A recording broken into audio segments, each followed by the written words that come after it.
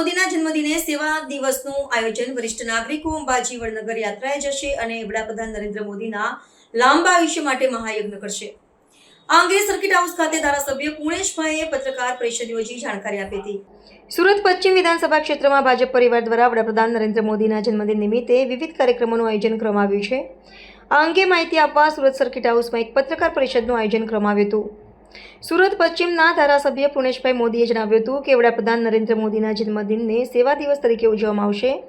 ગત વર્ષે આ વિસ્તારમાં 70 વર્ષથી વધુ ઉંમરના વરિષ્ઠ નાગરિકોને આયુષ્માન વયવંદન કાર્ડ વિતરિત કરવામાં આવ્યા હતા, જે દ્વારા તેમને 10 લાખ રૂપિયાની સુધીની તબીબી સેવાઓ મેળવવાની સુવિધા મળી રહી છે। આ વર્ષે વડાપ્રધાનનો આભાર માનવા માટે સુરતના વરિષ્ઠ નાગરિકોનું એક જૂથ 17 સપ્ટેમ્બરે અંબાજી અને ત્યારબાદ વડનગર જશે। ત્યાં તેમણે વડાપ્રધાનના લાંબા આયુષ્ય અને દેશના કલ્યાણ માટે મહાયજ્ઞ કરવાનો પણ કાર્યક્રમ રાખ્યો છે। આ કાર્યક્રમો દ્વારા ભાજપ પરિવાર વડાપ્રધાનના જન્મદિનને એક સામાજિક સેવાના ઉત્સવ તરીકે મનાવશે। કેમેરામેન હકીમ શેખ સાથે વસીમ હાસમીનો રિપોર્ટ, આઝાદ ન્યૂઝ, સુરત। 17 સપ્ટેમ્બર 2025 બુધવાર વિશ્વ નેતા અને હિન્દુસ્તાનના યશસ્વી પ્રધાનમંત્રી આદરણીય શ્રી નરેન્દ્રભાઈ મોદી સાહેબનો જન્મદિવસ સેવા દિવસ તરીકે ઉજવવાનું નક્કી કર્યું છે। ગત વખતે 70 વર્ષથી વધુ વયના લોકોને આયુષ્યમાન વયવંદનના કાર્ડ કાઢી આપીને એમને તબીબી સહાયમાં 10 લાખ સુધીની સુવિધા મળી રહે તેવા હેતુથી આ કાર્ડ કાઢવામાં આવ્યા છે।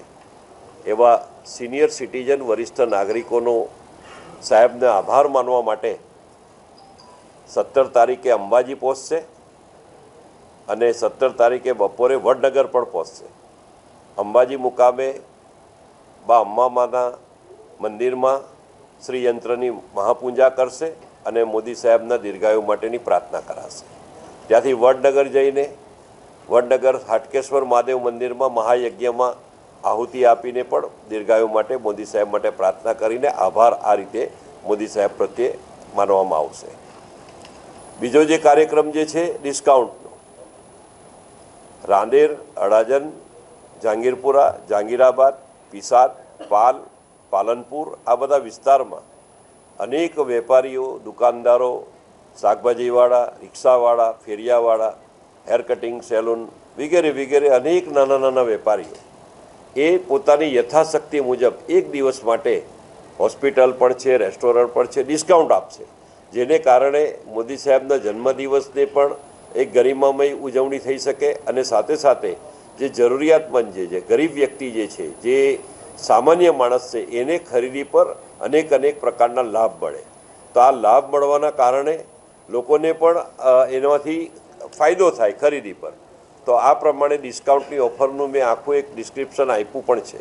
તો ફરીથી આ ડિસ્કાઉન્ટનો લાભ જાહેર જનતા પણ લે અને વેપારીઓ પણ આ ડિસ્કાઉન્ટનો લાભ પોતાના સ્વેચ્છાએ પોતાના અંતરના ઉમળકા સાથે આપી રહ્યા છે, ત્યારે એનો પણ સૌ લાભ લે એવી વિનંતી સાથે આપ સૌનો આભાર।